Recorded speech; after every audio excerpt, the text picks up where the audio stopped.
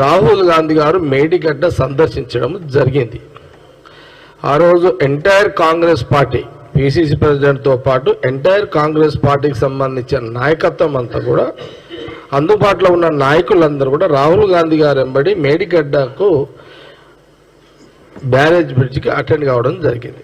అక్కడ ఆ రోజు రాహుల్ గాంధీ గారికి అని కాంగ్రెస్ పార్టీకి, కాంగ్రెస్ పార్టీ కార్యకర్తలు నాయకులు చెప్తే మేడిగడ్డ సందర్శన రాహుల్ గాంధీ గారు చేయలే.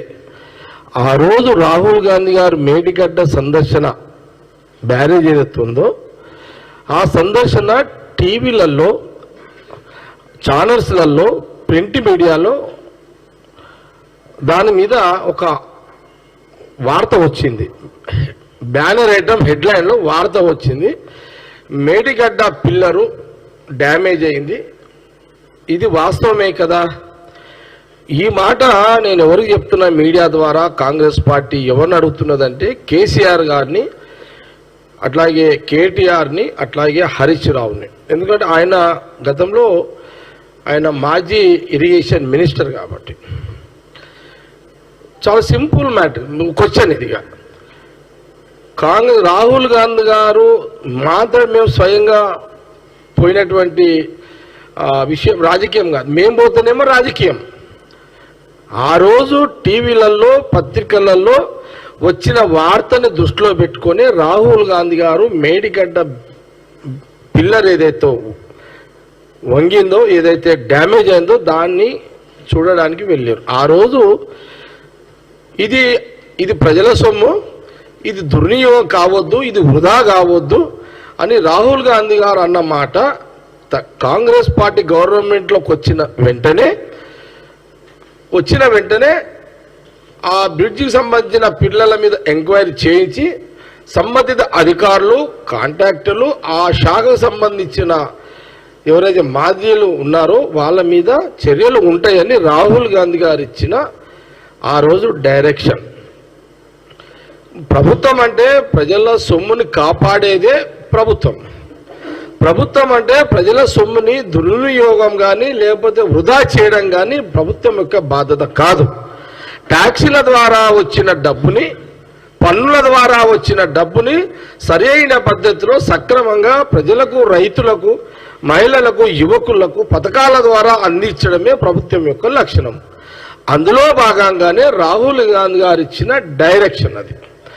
దాని తర్వాత ప్రజలు కాంగ్రెస్ పార్టీకి అధికారం ఇచ్చిన వెంటనే ఇమ్మీడియట్లీ అసెంబ్లీ పెట్టి, ఆ రోజు ఉత్తమ్ కుమార్ రెడ్డి గారు ఇరిగేషన్ సీనియర్ నాయకుడు, ఇరిగేషన్ సంబంధించిన మినిస్టరు, సీఎం రేవంత్ రెడ్డి గారు, బట్టి విక్రమార్క గారు. ఇది లింక్, ఎందుకంటే బట్టి విక్రమార్క అండ్ ఫైనాన్స్ అతనే చూస్తున్నాడు. ఇప్పుడు ప్రజల డబ్బు అంతా అక్కడ దేఖ్బాల్ ఫైనాన్స్ మినిస్టరే కదా. ఎస్, ఈ ముగ్గురి యొక్క కలయికలో ఇంకా మిగతా సీనియర్ మినిస్టర్స్ యొక్క అభిప్రాయాలను రాహుల్ గాంధీ గారు ఆ రోజు ఏ డైరెక్షన్ ఇచ్చారో అందులో భాగంగానే ప్రజలకు తెలవాల్సిన విషయం కాబట్టి దానికి సంబంధించిన ప్రజెంటేషన్స్ కానివ్వండి, ప్రజలకు లెక్కలు కానివ్వండి, డబ్బుల వ్యవహారం కానివ్వండి, ఇవన్నీ కూడా అసెంబ్లీ సాక్షిగా ప్రజలందరూ తెలిసే విధంగా మీడియా సహకారంతో, సోషల్ మీడియా కానీ, ప్రింట్ మీడియా, ఎలక్ట్రానిక్ మీడియా సహకారంతో ప్రజల దృష్టికి తీసుకెళ్లే ఒక ప్రయత్నము అన్నీ కూడా జరిగిపోయినాయి. అందులో భాగంగానే ఒకసారి మళ్ళీ ముఖ్యమంత్రి హోదాలో పోవాల్సిన బాధ్యత ఉంది కాబట్టి సీఎం రేవంత్ రెడ్డితో పాటు ఇరిగేషన్ మినిస్టర్ ఉత్తమ్ కుమార్ రెడ్డి, బట్టి విక్రమార్కతో పాటు ఎంటైర్ మినిస్టర్లు, కోమటిరెడ్డి వెంకరెడ్డి కూడా పోయిండు, పొంగులేటి శ్రీనివాస్ రెడ్డి కూడా పోయిండు, శ్రీధర్ బాబు గారు కూడా పోయారు, అట్లాగే జీవన్ రెడ్డి గారు కూడా అక్కడ ఉన్నారు, ఎమ్మెల్సీ. మొదటి నుంచి కూడా కరీంనగర్ ఆ ప్రాంతానికి సంబంధించి వాళ్ళు కాబట్టి పొన్నం ప్రభాకర్ కానివ్వండి, పొన్నం ప్రభాకర్ గారు. మేమేమంటున్నామంటే అది అయిన తర్వాత ఒక బహిరంగ సభలో ఈ రాష్ట్ర మాజీ ముఖ్యమంత్రి కేసీఆర్ గారు స్వయంగా అన్న మాటలు మీకు తెలియజేస్తున్నాం. వారు ఏమన్నారు మేడిగడ్డ విషయంలో, ఇది మేడిగడ్డనా బొందల గడ్డనా అని ఒక మాజీ ముఖ్యమంత్రిగా నల్గొండలో అన్నాడు. అదే నల్గొండ సభలో మాజీ ముఖ్యమంత్రి కేసీఆర్ గారు మీది మేడిగడ్డనా బొందల గడ్డనా, ఎందుకు మీరు ఎందుకు పోతున్నారు అని అన్నాడు. ఇది ఒక మాజీ ముఖ్యమంత్రి అనాల్సి ఆడేమి వీగనిగా పోతుర్రా అని అన్నాడు. ఇది ఒక మాజీ ముఖ్యమంత్రి కేసీఆర్ గారు 9 ఏళ్ళు ఒక ముఖ్యమంత్రిగా మీరు పనిచేసి ఆడేం వీగనికి పోతుర్రా అంటే మరి మా రేవంత్ రెడ్డి గారు సీఎం కానీ లేకపోతే కోపం రాదా? మా ఉత్తమ్ కుమార్ రెడ్డి కోపం రాదా? అరే నువ్వు అన్నట్టే పీకనికే పోతున్నామే అనుకో. పీకనికే పోతున్నా, ఏం పీకనికే పోతున్నాము? నువ్వు ఏం పీకనికే పోతున్నావు అన్నదో మాకు అర్థం కాలే. జనాలు ఏం అర్థం చేసుకున్నారో మాకు తెలియదు. నీ కార్యకర్తలు ఎందుకు సబ్బర్లు కొట్టిరో మాకు తెలియదు. ఎందుకు మేము ఎందుకు పోయినామంటే నీ అవినీతిని పీకనికి పోయినాము.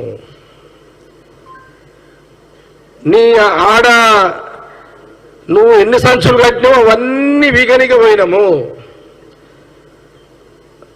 సీఎం రేవంత్ రెడ్డి కానీ, బట్టి విక్రమార్క కానీ, ఉత్తమ్ కుమార్ రెడ్డి శాఖ మినిస్టర్గా అక్కడ శ్రీధర్ బాబు గారు, జీవన్ రెడ్డి గారు, పొన్నం ప్రభాకర్ గారు, ఎందుకంటే మా కోమన్ రెడ్డి గారు కూడా చాలా పూర్తి అవగాహన ఉంది.